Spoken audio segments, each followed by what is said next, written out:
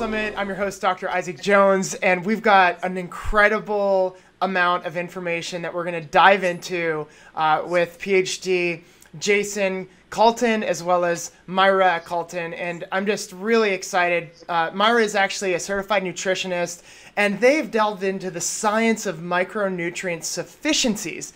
And one of my mentors, one of the things that he says is that there's really two underlying causes of disease. Everything else really doesn't matter. It's micronutrient deficiencies and toxicities. We live in a toxic world, and when we upregulate nutrients, one of the side effects is that we're also going to get rid of toxins. So this is a huge, huge topic, and I'm sure we're going to get into the fact that most supplements that you're most likely taking are extremely toxic and more damaging to the body than not, and we'll get into the solutions around that. But thank you both for being on this call.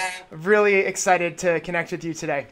We're thrilled to be here. We're really excited to talk about what we love most, which is micronutrients. Maybe not the sexiest topic, but we're thrilled to be able to share our information. Well, for people that are like, oh, micronutrients, just quickly hook them hard with the benefits of micronutrients, because I literally see unbelievable results working on this plane with my patients. So would love for you guys to talk about that. Well, let's just define what a micronutrient is first for people. So micronutrient as opposed to macronutrients. So there's two different types of nutrients in food. A lot of times we hear, oh, food's very nutritious. Well, there's the carbohydrates, fats, and proteins. That's the macronutrient side. We typically associate those with calories, right? So when we go to our nutritionist or a doctor, we go on a diet, we go on low carb or low fat or low protein or high protein, some manipulation of those macronutrients. Right. Now, the other side of food is the micronutrients. Vitamins, minerals, amino acids, and essential fatty acids, like those omega-3 fats that your doctor tells you to get a lot of. Those are the parts of food that actually make the food healthier.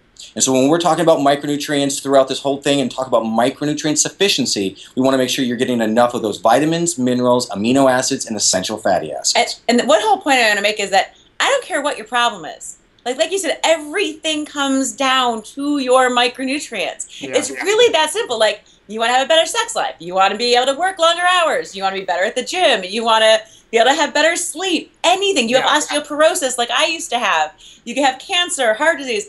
They all have the same solution, and there's only one solution, and it's micronutrient sufficiency. Yeah, and it shows that, I mean, the people that I've worked with that just specifically on this level have skyrocketed their energy. I remember one of the top business trainers at Tony Robbins. It's a high performance world over there, and his energy when he first started to work with me, he said was around a 2 out of 10, and then after I do micronutrient deficiencies, intracellular micronutrient deficiency tests on almost everyone I work with, and it's unbelievable how many people take supplements and they still have a massive level of micronutrient deficiencies. Yes. And it's like, oh, I'm taking like 50 supplements from my naturopath, or I'm taking... And they're not working. And they're not working. And it's crazy, but, they come back on lab tests all the time. And so the bioavailability of these nutrients are obviously very low, and that just means the uptake of these nutrients into the cells for the use in the cells is very low. And I just love for you guys, before we get into really why all of this is and getting into the solutions, I was so inspired by the story of how you guys both got into this. I would love to just quickly talk about how, you mentioned you had osteoporosis and it was severe. Talk a little bit about that, and Jayson, how you got into this as well. Sure.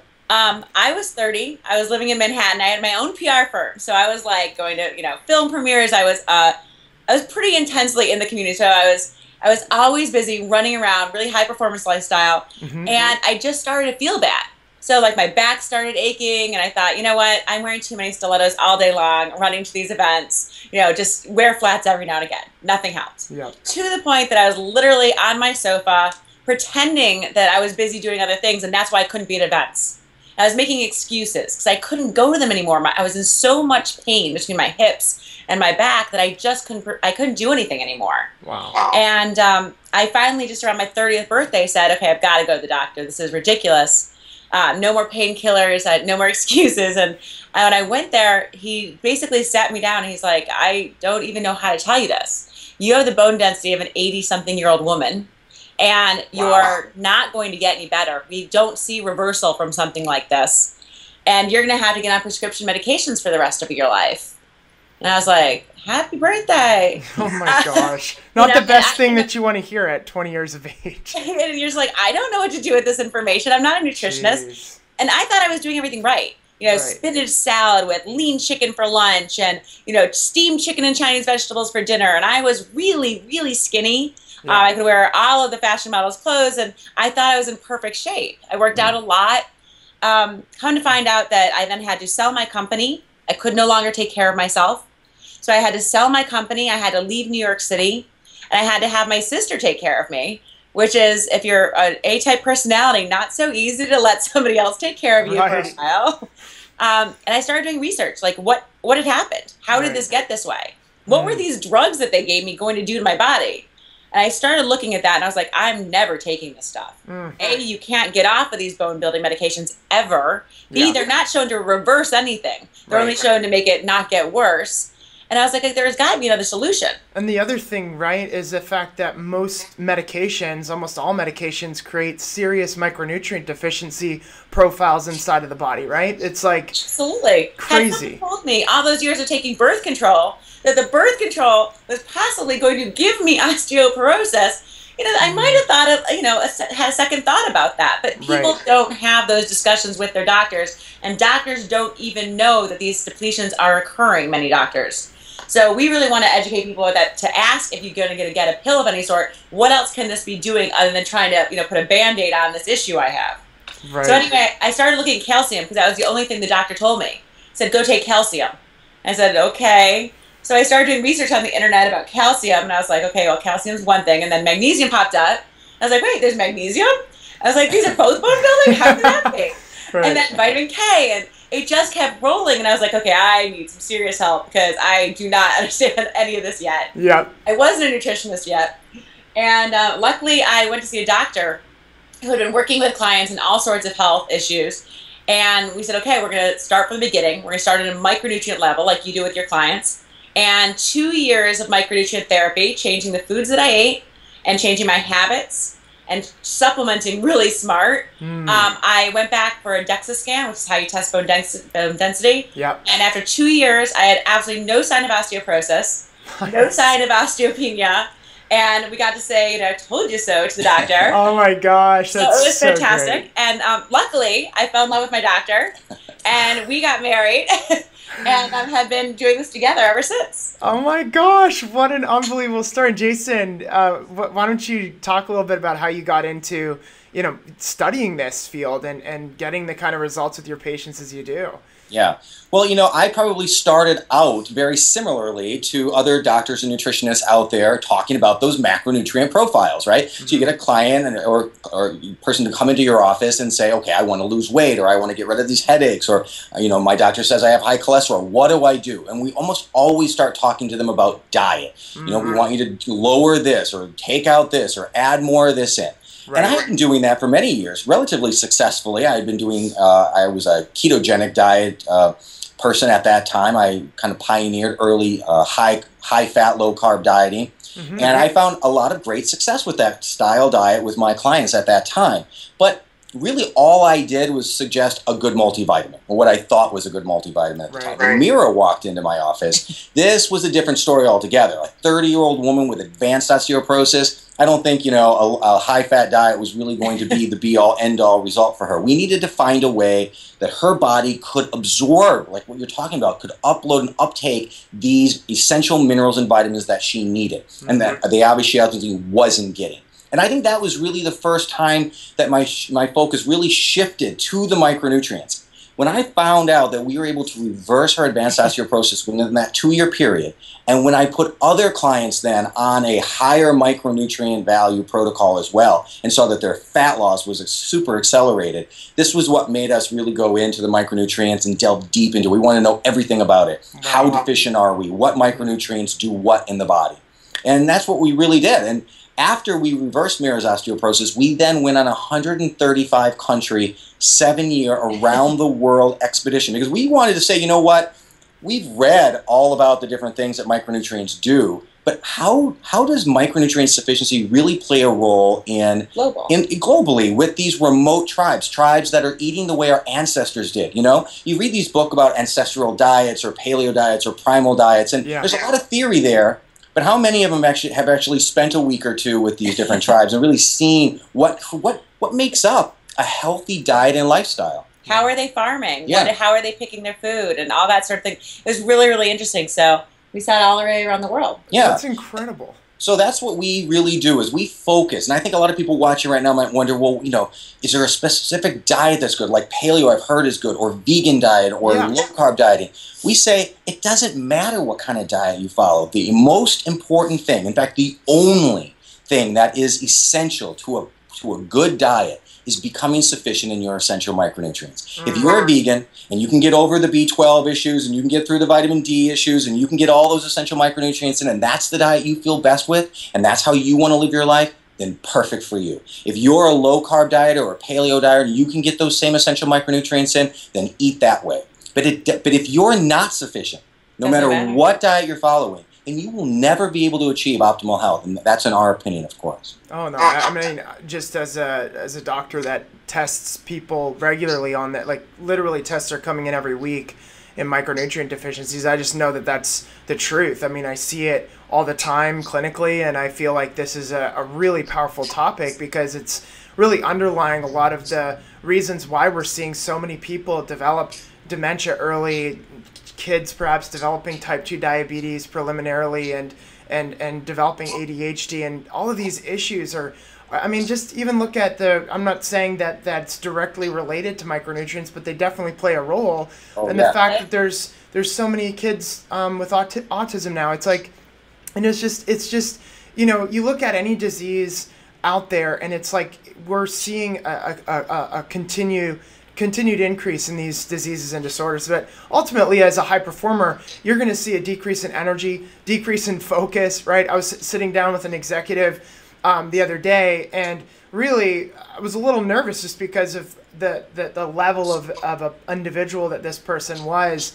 And he goes to me at the beginning of the consult, he goes, you know, all I care about is my brain. He's like, I just want my brain sharp, and I want to be able to focus. I want to get, you know, I want to be able to get more done, etc. He's like, if you can tell me and show me how to like maximize brain function, I'm in, kind of thing. So it's like, this is the benefit of micronutrient sufficiencies. And so I'm really, really excited about this. And I'd love to just get into some practical steps as to how we can create sufficiencies and some things that you feel our listeners would really benefit from. Perfect. Okay, well, our first step, we have a 3-step plan. Yeah. So we really tried to, I mean, I have a marketing PR background, so I was like, okay, we have to make this really easy for people to understand. So there's 3 steps. You don't have a lot to remember.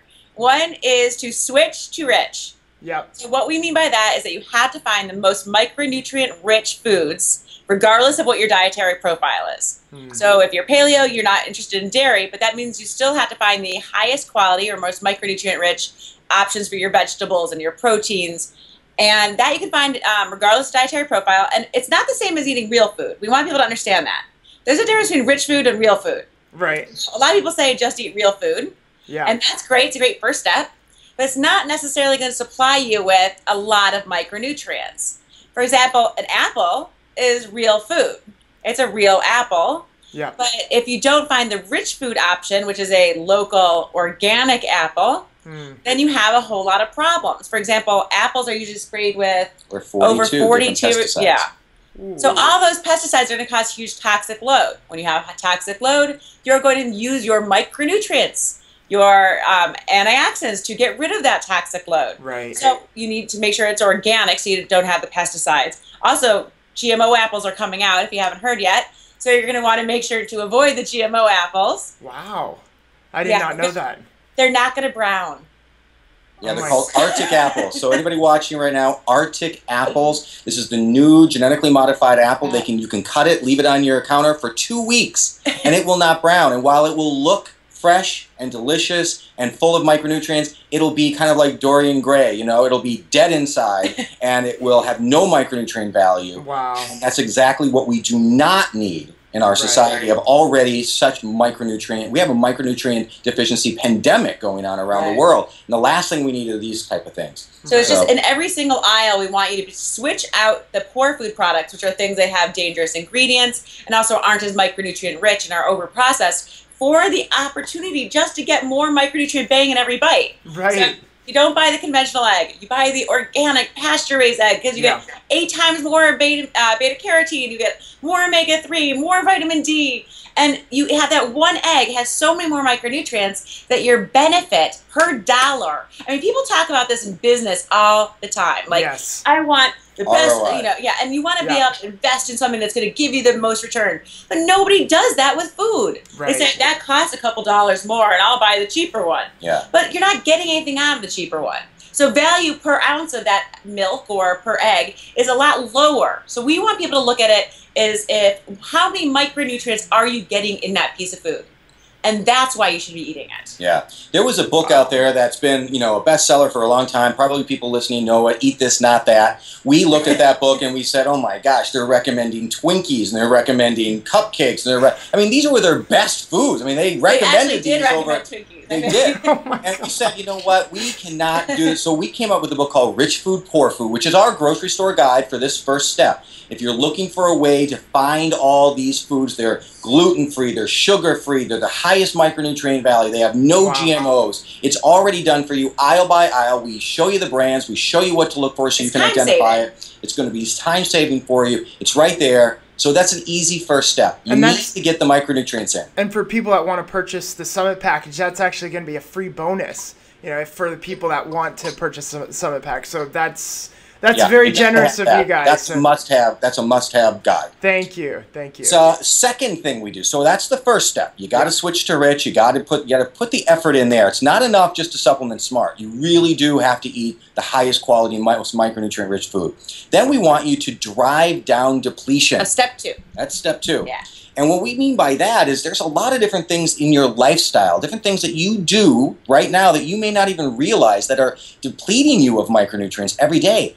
Things like exercise. People are like, oh, you know, exercise, that's so good for you. Sure, it's good for you, but you're also burning through your calcium and your zinc and your potassium and all those different micronutrients are what contract the muscle and what helps to recuperate the muscle and your amino acids and your branched chain amino acids and your essential fats. So the more you exercise, the more you're actually depleting your body of micronutrients, and so the more aware you need to be so you can make sure you become sufficient. Things like living in a polluted city. You don't have to smoke necessarily, but do you live in New York? Do you live in Chicago? Do you live in Miami? These things, these are toxins that you come into every day. LA. You mentioned earlier, over-the-counter and prescription medications. Do you know on average, the average American, and this is everybody in America, not people who take prescriptions, every single person, the 400 million people who live in America, take on average 14 different prescriptions. It's 16 in the UK per year. So, and that's not even counting over-the-counter, right? So just taking your aspirins and your Sudafeds and all these type of things. Every single one of those, as you mentioned earlier, depletes a specific micronutrient. So for example, like it's flu season is going to be coming up here. Yeah. And you know, if you have kids, they're going to school and they're going to bring back all the germs, or if you're at work at the office, things start going around in the fall. So what do? You start to feel the chills and you say, oh, I'm going to grab an aspirin, make sure that bring that fever down so I can get through work, or I'm going to take, you know, one of the cold remedies. People don't think about what that's actually doing to the inside of their body. Yeah. Well, you might feel better temporarily. It's really lowering your zinc levels and your vitamin C levels. Now that's really interesting because both of those are the 2 micronutrients that can fight off the cold. Yeah. So you're actually welcoming that cold with every time you go to the store and pick those up. Wow. So we want to see that. That's one thing that we definitely don't want to, you know, we really want people to be aware of these little things that they're doing and make sure that they can drive down that depletion that they're doing from everyday things they might not have thought really affected their health. Same thing with coffee and alcohol. We don't want people to get rid of coffee and alcohol. There's a lot of positive research on both coffee itself being one of the, in fact, being the most rich antioxidant source we have in America of antioxidants, and alcohol, also some great benefits of moderate alcohol intake. Right. But we also want to make sure that we're aware if we're drinking coffee on a daily basis and having that cocktail when we get off of work, that that's depleting micronutrients. So that second step is really about awareness. We're not saying you need to cut anything out. People don't have to go crazy over it, but they have to be aware. They should do a little tallying. I mean, it's kind of like Mira said with your budget. You know, if you got a lot more money going out than you got coming in, over time you're going to have a big problem, and that's kind of where that second step comes into play. Wow, that's so powerful. So, you know, obviously we're not going to like up and leave our cities and you know get rid of the fitness trainer that we just got or whatever. But it's just becoming aware that we live in a depleted world. We are exposed to things that are constantly depleting us. And I'm sure, you know, you guys have heard about the World Summit, you know, the World Health Summit back in 1992. They did soil depletions even in organic farms, and it was like, you know, something like 90 some odd % more depleted over 100 years than it was 100 years prior. So it's like, you know, we are, even in organic fruits and vegetables, although they're better, you know, this you know, this is just the reality that we're living in right now. We get exposed to a lot of toxins. There's major micronutrient depletions taking place left, right, and center. And we think we're doing the right thing by picking the less expensive food, but we're really causing more expensive diseases forming in our body silently over time. And so I would love to learn what the third, you know, step is, because I'm assuming that it's probably going to tie into the first and second and kind of wrap it up nicely. Yeah. Well, the third step is smart supplementations, or as we like to say, learn the ABCs. Nice. So what happened is, when I was ill, we started trying to figure out how to get my bones to grow faster and how to get them to be stronger. So what we started looking at is, well, why weren't the multivitamins I was taking, hadn't they helped? So what we did is we identified 4 major flaws within multivitamins and other supplements on the market.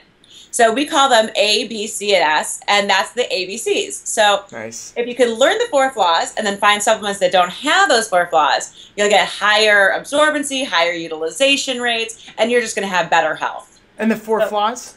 Well, A stands for absorption. Nice. B stands for beneficial quantities and forms. C stands for micronutrient competition. And S stands for micronutrient synergies. So should we run through them? I would love to, yeah, because I'd love to. Okay, cool. Okay, so I'll do Thank A. you. Yeah, because it's first. So A stands for micronutrient absorption. Yeah. So the problem is that most things come in a pill or a tablet. Yeah. And they're just, by fact, not as easily absorbed by the body as liquids are. In fact, the ratio 10 to 20% pills and capsules are absorbable, whereas liquids are 98% absorbable. I mean, that's according to the PDR. I mean, that's the physician's desk reference. When they make a pill or a capsule or a tablet, they are only assuming that between 10 and 20% of that will be absorbed. And that's why most of the pills you'll see the quantities that they put in, like, of the B's, like 7,550% of your daily requirements. Because they're aware that only 10% is going to get into your body. Wow. So that's why they do that. Right. So additionally, most people don't want to take a whole bunch of pills. And you can't fit enough into a small pill. So they just say, okay, well, we'll just put some things in this small pill.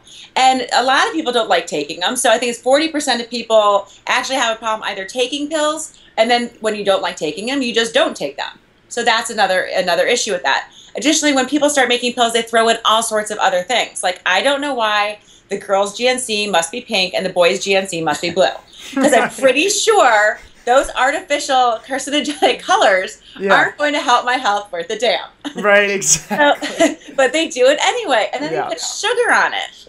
Yeah. And sugar is a micronutrient depleter. Yeah. Sugar blocks the absorption of calcium, magnesium, but it affects vitamin C levels, chromium. So putting sugar in your micronutrient is really bad, because you're basically blocking some of the products that you're actually putting into it. So that's A. So we want to make sure that we get rid of this disintegration problem. We want to get rid of all that junk. And so, our way to get around that roadblock was to create a liquid. We believe liquid multivitamins are the way to go. They don't have to be in a liquid form when you purchase them. They could be in a powder or a liquid, but you want to be ingesting them in that liquid form. Right. The second one is called B, and that's beneficial quantities. Mira touched on it a little bit there. When we looked at the typical multivitamins out there, we found that they did not have the beneficial quantities necessary in order to reach micronutrient sufficiency. I mean, if you don't believe me right now, go to your cabinet, pull out your multivitamin, and I can guarantee you it will not have 600 milligrams of calcium. I can also guarantee you it will not have 400 milligrams of magnesium or 6 milligrams of lutein. But there's a reason. Yeah. They're too bulky. So they just wouldn't fit. Right. I mean, it wouldn't fit, and it's too expensive. Yeah. These manufacturers literally, in my opinion, they just they seem to not care. And that's when we wanted to create a regimen for Mira to be able to reverse her advanced osteoporosis. We needed to make sure she was getting enough of these bone-building micronutrients. And so that's really the second flaw, that getting over that beneficial quantity issue. And then also beneficial forms. That's another thing. There's so many. Okay, so you have 2 treadmills at the gym. And one is like the creaky old treadmill that nobody ever wants to get on because like you sound like an elephant. And the other is like the great new treadmill that everyone's waiting in line for. Yeah. The same is true of every single micronutrient. Every vitamin mineral has a good form that is sleek and smooth and really absorbs well. And it also has a really bad old form that just kind of might get into your body. And so it's choosing the right form that's actually going to be helpful to your body. Right. So it's things like B12. You don't want the cyanocobalamin, you want the methyl. So there's just, for every single micronutrient, there's that sort of a thing. Additionally, it's for something like vitamin K. Vitamin K, a lot of times people see vitamin K and they'll think, great, I'm getting my bone building. I'm like, well, which K is in there? And first of all, most vitamins don't even include K at all.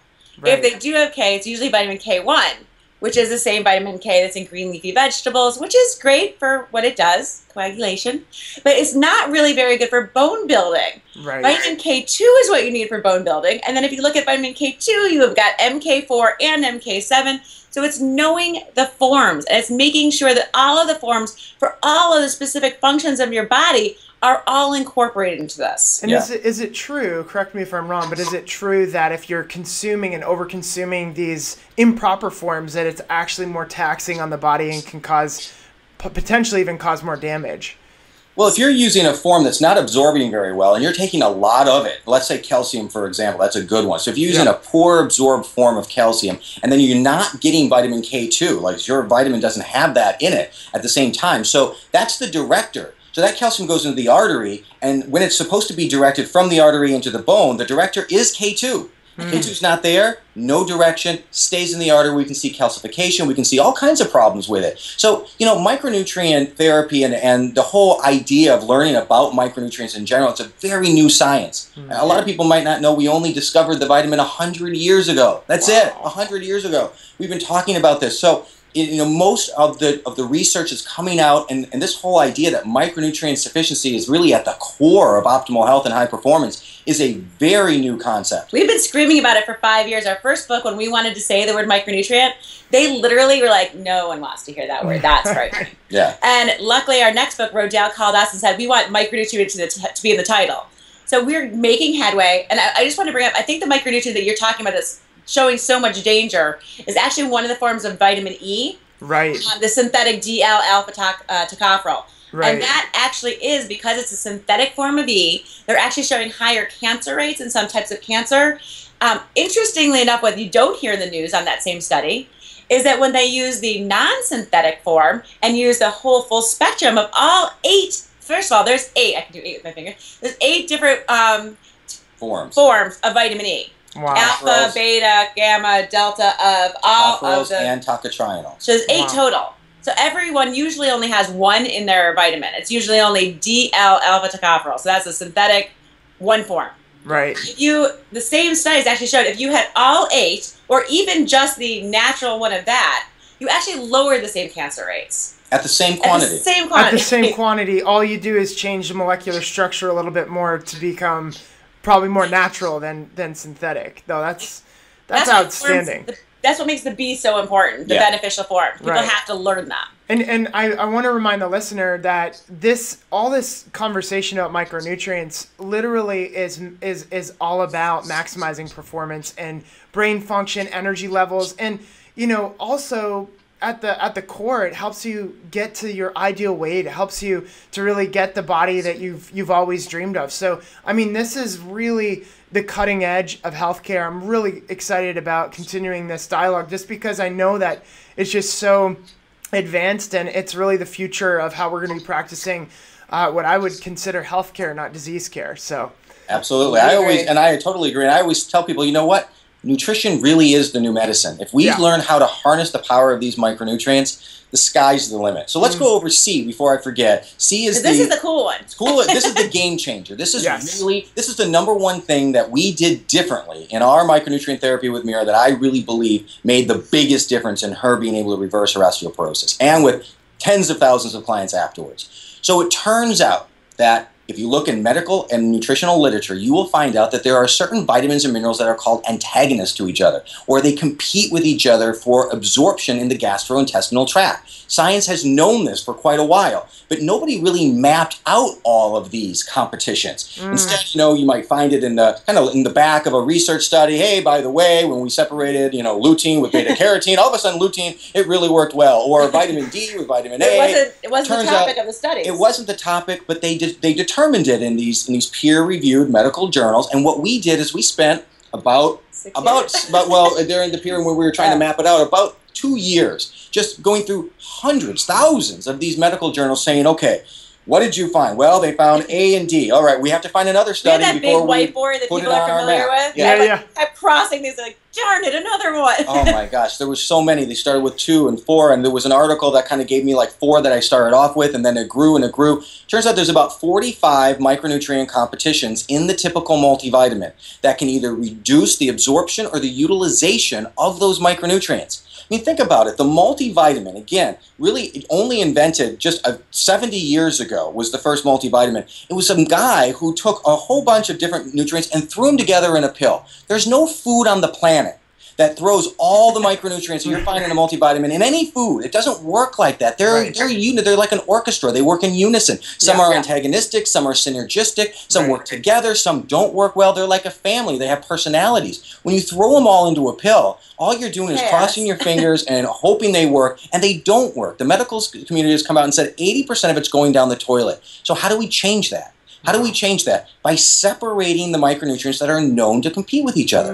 And that's really what anti-competition technology is. It's separating the known micronutrients that compete so that you can actually start to absorb and utilize and get the full utilization of those really powerful micronutrients. It's crazy. We put people on our micronutrient methods of supplementation and stuff, and we will sometimes, like, in 4 days, get a phone call from, like, an executive like, oh my God, I can think straight.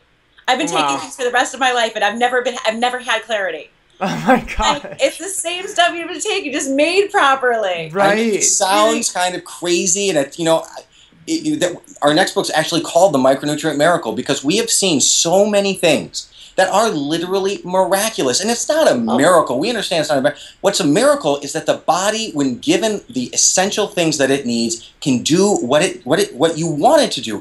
You can get this focus. You can get this metabolism back again. Your skin can be better. You can sleep. You can get rid of those headaches. And it's not focusing on one of those issues. They actually all clear up at the same time. Right. Because your sufficiency happens at the same time. So all the problems kind of like go away one by one. Very quickly.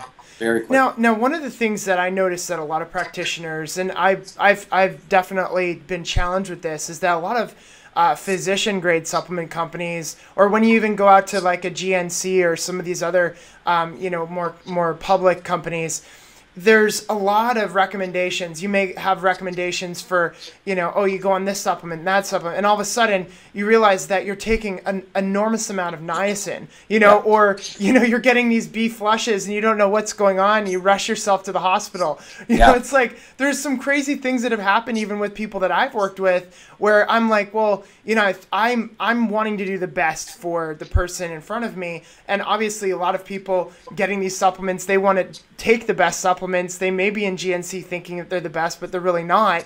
And I hate to be hitting on GNC so much, but it's the truth. The truth. Yeah, but like, you know, is there like you know, is there a cutoff? Should you be making sure that you're not overdoing the supplementation regimens of like taking too many supplements at once?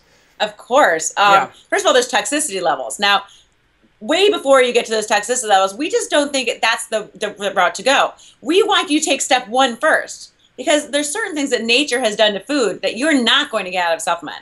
You are not going to get the great relationships between all the other non-essential micronutrients that are in there. There's all sorts of other things hiding in that food that are also, that we haven't even started in science to understand all the levels of things that food delivers. So yeah, no, so we're definitely not megadose. We definitely do not. When you look at the back of your multivitamin, you want to see right around 100% DV for every one of those micronutrients. If you start to see 5,000, 10,000, 20,000, this is just a multivitamin manufacturer who is desperate to try to get anything to happen. They know nothing's being absorbed. They're throwing in cheap micronutrients. You'll notice there'll never be that amount of the expensive ones like the calcium, the magnesium, the lutein we mentioned, the choline. They won't be. And something crazy to understand as well, and you guys can maybe expound on this, is that when you're getting too much of one nutrient, right, it's causing like a crazy deficiency. And like for instance, all these people taking 10,000 IUs or 50,000 or 100,000 IUs of vitamin D, and all of the K deficiencies or whatever other deficiencies it may be causing inside the body is actually taking place. So having that understanding is so important. It sounds like you guys are really pioneering this new science. Thank you so much. No, we say that all the time. Exactly. D's a great example because everyone understands it. You do that, what are you going to get? Bad eyesight? Because D blocks A. And you take that much D and you're going to have issues with your A, maybe. Yeah. So then you start noticing that you don't drive so well in the evening. Or now you're getting rid of your K. These are all fat-soluble vitamins, so they have similar pathways. Right. Another real danger with this, and let's talk about this, a lot of times if people are being exposed to lead, they're being exposed to lead in their rice and in their juices and in synthetic nitrates. And vitamin D helps the absorption of calcium, magnesium, and zinc. But research shows that if you're not sufficient in your calcium, magnesium, and zinc, vitamin D helps the absorption of iron. Lead. So now it actually helps to absorb this toxic heavy metal. And so it's not a game you want to play around with, like you just megadose on one and you go to the news and the news says, take a lot of vitamin D or take a lot of zinc or that's not the way to do it. Like Mira said, you want to be sufficient in all of them across the board at minimum doses, 100% DV. That's what's important. And we know that DV is not optimal. DV is not the optimal level to support perfect, extraordinary health. What it is it's on top of your diet. Right. It's layered on top of you got that diet. rich food diet and your supplements. Now you've got optimal daily dose, and now you've got... So I see what you're saying. So it's not... You have to include your diet as a foundation, and then the supplementation is on top of that. Step 3. Eat rich foods.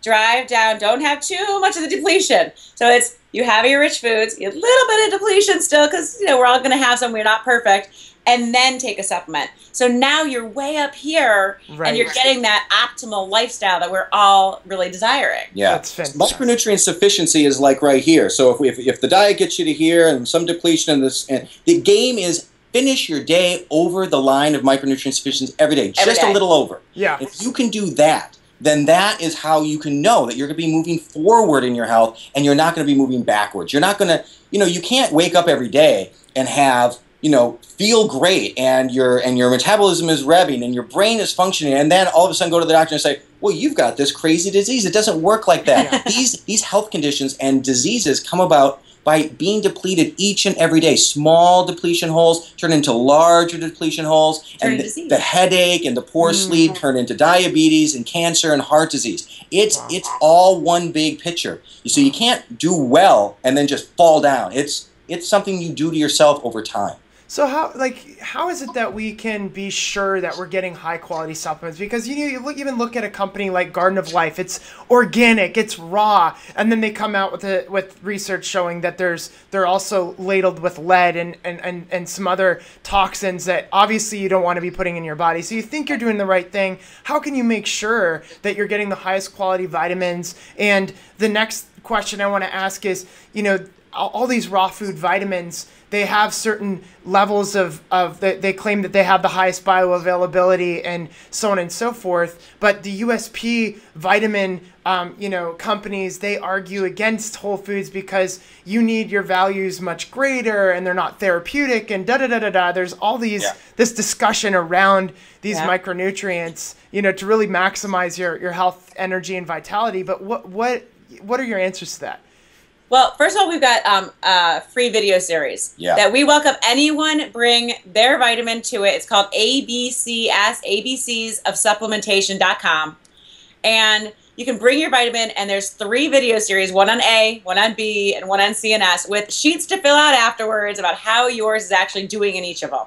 Because we really wanted it to be like hands-on, learn the information, and know for yourself if you're taking one that is safe and that's actually going to absorb well. Additionally, below there'll be a link for you to take our micronutrient stack-up quiz. This actually allows you to, again, take your personal multivitamin, answer our questions, and we will stack it up against the ABCs so that you can see where your multivitamin is doing well and where it may be not doing so well. It's really, really thorough. But to answer your question about these whole food raw type micronutrients, well, one thing they're not talking about when they're giving you these whole food raw nutrients is that they're also giving you oxalic acid and phytic acid and all these acids that bind to different tannins and all kinds of different things. So that's, you know, and also to the argument where you can't get enough of these micronutrients from food alone is absolutely true. They may start in a whole food base and then basically add into it USP level micronutrients. So if you're going to get enough of these, you certainly can't take a little bit of powder, you know, a little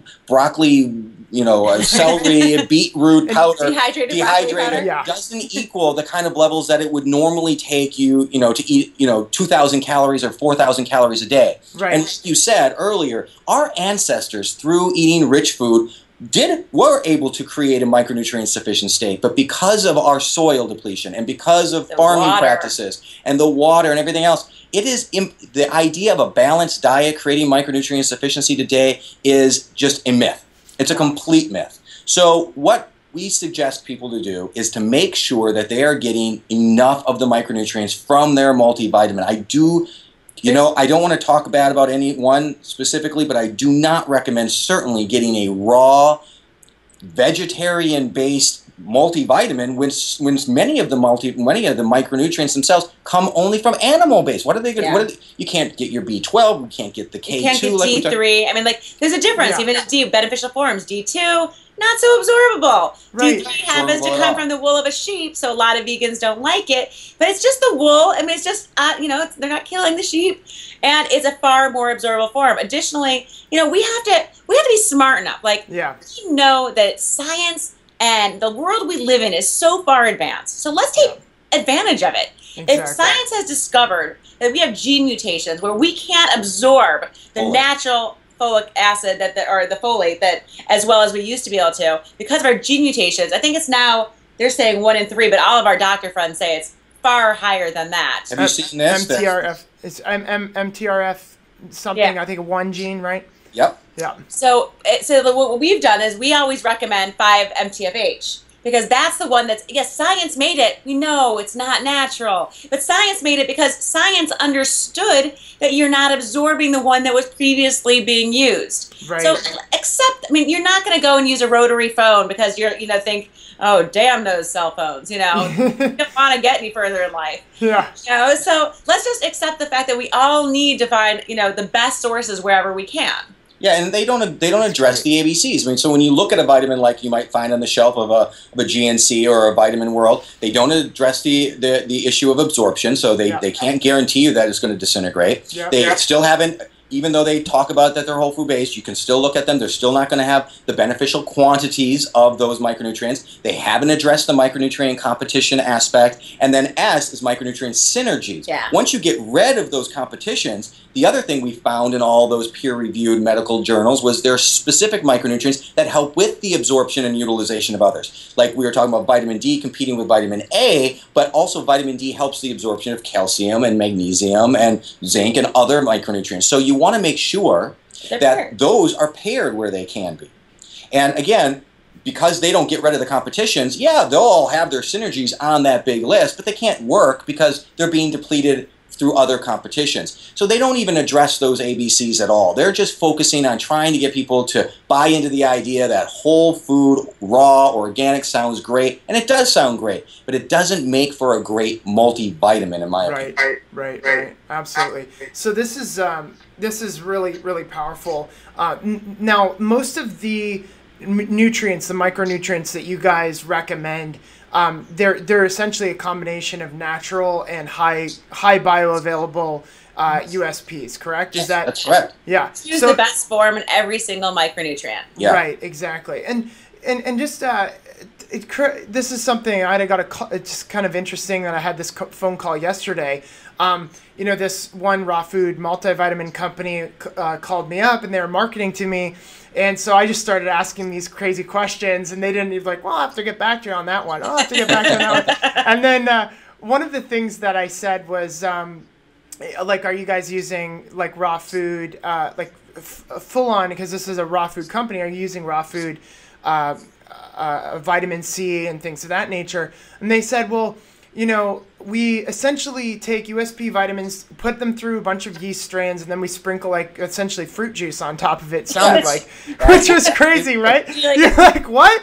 And then but they said, well, the reason why we do that is because if we wanted to say get the natural form of vitamin C, we would literally have to take around 100,000 oranges and distill it down into one tablet, and then you would get what you could normally get in like a USP or something like that. Right. So tell me, give me some feedback from that conversation. Oh, it's so true. When we actually, one of the things that we were going to do, we created a multivitamin, put it out there, because we weren't finding anything else that worked. So when we first started creating the website, we were like, okay, we're going to compare what you'd have to eat in order to get all the micronutrients in here. But then we actually took it down because we felt so bad, no one's going to believe this. Because I ended up making this huge chart of all the food you'd actually have to consume. There's no way you'd get enough of these things. Right. There's no food that would ever have enough. You'd be eating so many calories that you would be the most unhealthy person in the world if you were still trying to get enough of these micronutrients. Yeah. So our ancestors, how did our ancestors maintain a high level of health? Well, our ancestors were able to do it. I mean, this earth has been able to sustain large animals. I mean, back in the day when the dinosaurs were roaming the land, you know how much it takes for a 60-ton animal to be able to sustain itself? The food and the soil was all volcanic. It was rich in micronutrients, the water they were drinking, the food. And this is how it was. Remember, 10,000 years ago, there was 617 million people on the planet, give or take. That's it. Wow. So, this is a big, that's not very many people. Today, 7 billion people. By 2025, we're looking at 8.5 billion people. There has been an explosion, literal explosion of people on this planet and mouths to feed. And what's happened is we have just cultivated our land soil, the soil with the micronutrients in it. They're talking about, and these are the top soil experts in the world. You've probably heard some of these stats. They're frightening. Now, these stats aren't coming from us. These are coming from the top soil experts. They're saying we've got anywhere between 50 and 60 years of topsoil left. Wow. That's it. And with 8.5 billion people all looking for food on our planet within the next 10 or 15 years, we're gonna be in big trouble. We need to really start understanding these micronutrients and by people supplementing, we can really reduce the amount of food that we're all ingesting. Yeah. We still want to be ingesting the most micronutrient rich foods. But if we get rid of all these, naked calories, these poor foods, these foods that are just micronutrient devoid, not doing anything but delivering us these calories, causing the obesity epidemic in the first place. Right. Focus on those micronutrient rich foods. We'll be eating a lot less of them. We'll be healthier. And that's really why we have that 3-step plan. And our ancestors were able to do it with food alone, but we are not able to do that today. And I just want to say GMO food is not as healthy. So, I know people, there's lots of reasons not to eat GMOs. Yeah. But if you want to look at it from a micronutrient standpoint, which most people never discuss, micronutrients are lower in genetically modified foods. They're higher in things called anti-nutrients, which actually suck micronutrients from your body. Because the fact that they're created to be pest resistant, they actually intensify the natural the lectins inside of the foods. So you have these you have this greater amount of lectins, this greater amount of anti-nutrients, which pull holes into your stomach and your intestines. And what that does is it allows the micronutrients to escape. So there's so many reasons. On top of that, the spray of the glyphosate. The glyphosate actually... That's that Roundup that you hear about, these Roundup-ready GMO crops. That's glyphosate. So the way glyphosate works as an herbicide is it blocks the weed's ability to absorb micronutrients from the soil, so that basically they die because they can't get the micronutrients for their defense system. Well, it works the same way in the crops. It blocks certain micronutrients from being able to get in. This is why we see that they're more micronutrient deficient than other styles of crops. So GMOs is not the answer. We really want to go that organic route. We really take the time. I mean, people watching right now probably, you know, they worry about their investments. They worry about their portfolio. There is nothing you can invest in that is going to create a better return for you than micronutrient-rich food for you and your family and for the world at large. This is really the way to start doing something to try to better the world that we're living in and to better your health. And it's time saving. You only have to find your sources once. Yeah. You find a good meat source that's grass finished and all natural and organic and local and all that stuff. You find them once. Let them deliver. I mean, how cool is that? Things can just appear at your house these days. Quality. So it's just a matter of taking the time once to get this stuff done right, and then also supplement smart, because I kind of need it these days. If you guys were preachers, Joel Osteen would have freaking a serious competition. You guys are awesome. Now, probably one of the biggest issues with absorption is like what's going on a gut level. And I know you guys were generous enough to send me a bottle of Skinny Fat, which is all about like MCTs and organic extra virgin coconut oil, which is unbelievable. I tried it. Really amazing. And the science, David Asprey went into it in another discussion about some of the benefits of MCTs. But like, how do we heal our guts? Obviously, getting these micronutrients is a huge part of it. But these unique fats, I assume, are also very important. And, you know, what can we do to heal our guts so that we can absorb the nutrients into our extracellular and intracellular systems? Yeah. Well, one thing we make everybody, we don't make everyone do, we suggest. Force them. We force kimchi down their throats. No, we really like fermented foods. Yes. First of all, once you get used to them, they taste fantastic. But it's the probiotics and the prebiotics that are really going to help you to ready your gut to be able to absorb the micronutrients. So that's one thing that we really want people to do. Additionally, I think most people are supplementing in a really funny way. Most people take a pill. Most of the vitamins say that. They say to actually take it with food so you don't get stomach upset. Yeah. Well, the stomach upset comes from one of the competitions we discovered. So one thing we want to make sure that everyone out there knows right now is don't waste your supplement by taking it near your food. Right. Because it's going to compete with the micronutrients you're eating. Right. Remember with those receptor sites we talked about? So if your food has these micronutrients and the receptor site is full, if you take the multivitamin with it, you can't get in. It's blocked. So you don't want to do that. The reason why they usually say that, like Mira said, twofold, really, so that people don't have stomach upset, because specific micronutrients can cause that if it's not formulated correctly, and most of them aren't. And second, because you need fat in order to absorb some of your fat-soluble vitamins and even some minerals like calcium and magnesium. So that's why we created Skinny Fat, really. Skinny Fat is kind of a twofold product. First, we love the health benefits of coconut oil. But, you know, the fact is coconut oil is solid at room temperature, and it makes everything you stick it into taste like coconut. So you can't really cook with it. Right. And so we wanted to create a coconut oil that didn't taste like coconut and that was liquid even in the refrigerator. Yeah. And then there's the science of MCT. MCT oil works great because it doesn't take bile acid like coconut oil does or other fat does to be digested. It gets digested by the liver even before carbohydrates. So it's impossible to store MCT oil as body fat. But it has a problem.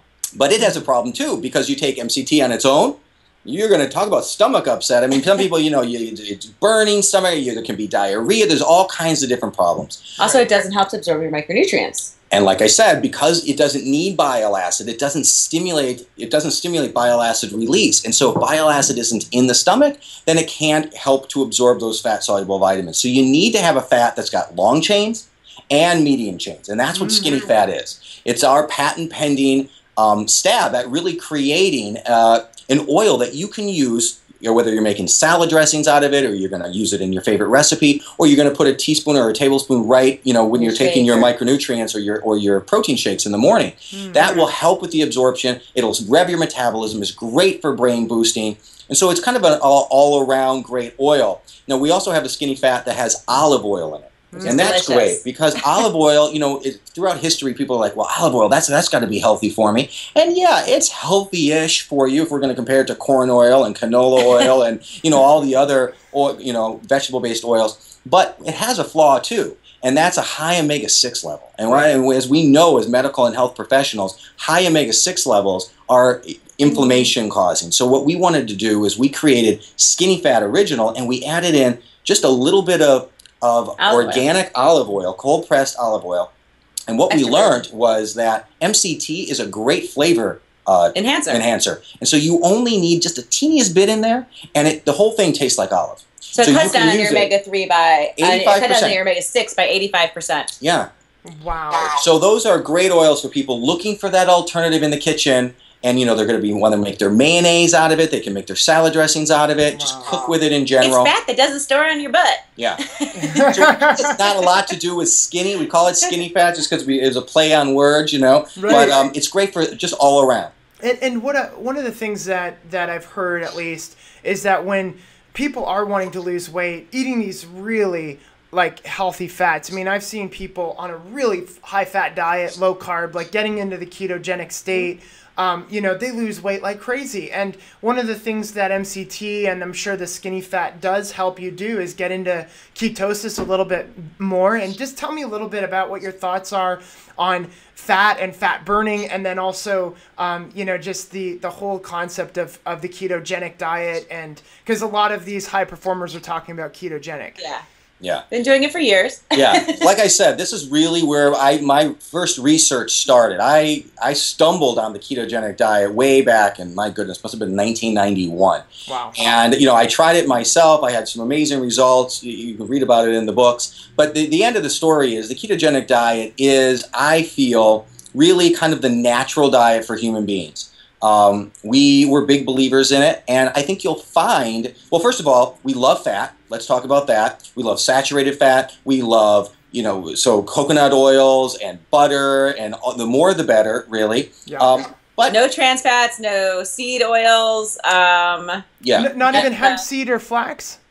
Well, Okay, no, none of the highly processed canola, cotton. Okay, got you. Yeah. The 3 C's. But chia and flax, though, beware a little bit of those, because while they are omega-3, they do not, as you know, contain EPA and DHA. And while the body can convert the ALA into those EPA first, then DHA longer elongation, that it's not very good at doing it. In fact, it's very poor at doing it. And if we're not real healthy and we don't have all those micronutrients and enzymes to do that elongation, it's not going to happen very, very effectively. You're like closing loops in my brain right now. Thank you. Yeah. So, people can do it. And if they are vegan or vegetarian, they don't want to use fish oil, then they're good options. And you definitely want to have those. But fish oil, by far the best way to get your EPA, DHA in. The new algae DHA is actually, those new studies are actually really good on it. So yeah.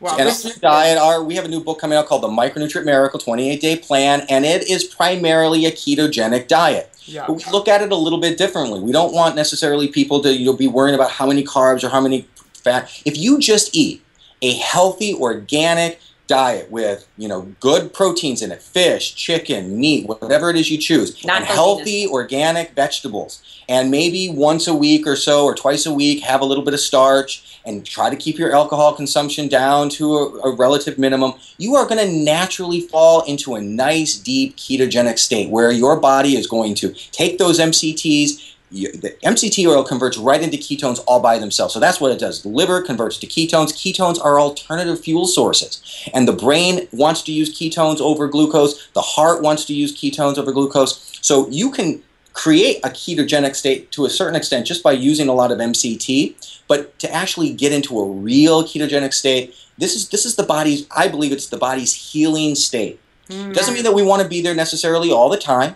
And it also doesn't mean that certain high-performance athletes, they like to use higher carbohydrate diets, and I've used those to benefit in the past as well. But I will tell you, I believe, I think that science, just you can see we're not lacking in energy. Yeah, we're not lacking in energy. Not at all. Fat has 9 calories per gram, and carbs only have 4. That's 125% more energy packed into every gram. So if you're really looking for high performance, I recommend looking into ketogenic dieting. Yeah, I can just, one quick story we always tell people is, within like 3 or 4 days of going on a ketogenic diet, you finally click in, as I like to say. And God, be fearful for your spouse, your people working around you. It is the hunter mode. Yeah. It is like all of a sudden someone goes, hey, I'm going to get you. The brain. It's like you just get this awareness for everything around you, the good, the bad, and the ugly, all of a sudden show up. And it really is, you get used to running in that mode, but it's like running hot. I mean, it's awareness. Yeah. Your brain functions great, your body functions great. So if you haven't tried it, definitely look into it.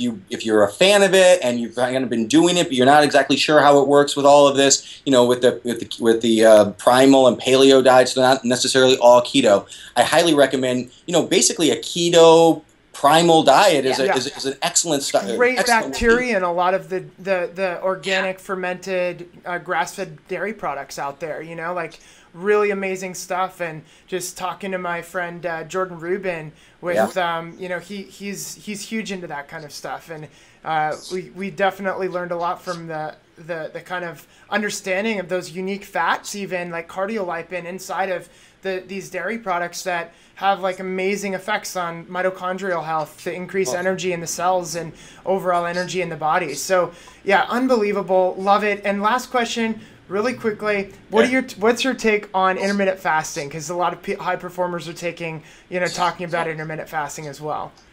Don't let it rule your world. Yep. Anytime you start cutting out meals, you're reducing your micronutrients. If you do decide to do it, I always speak from a micronutrient standpoint. If you do decide to do it, you best be supplementing well. Right. Because the longer you stay in that fast state, the less food you're taking in.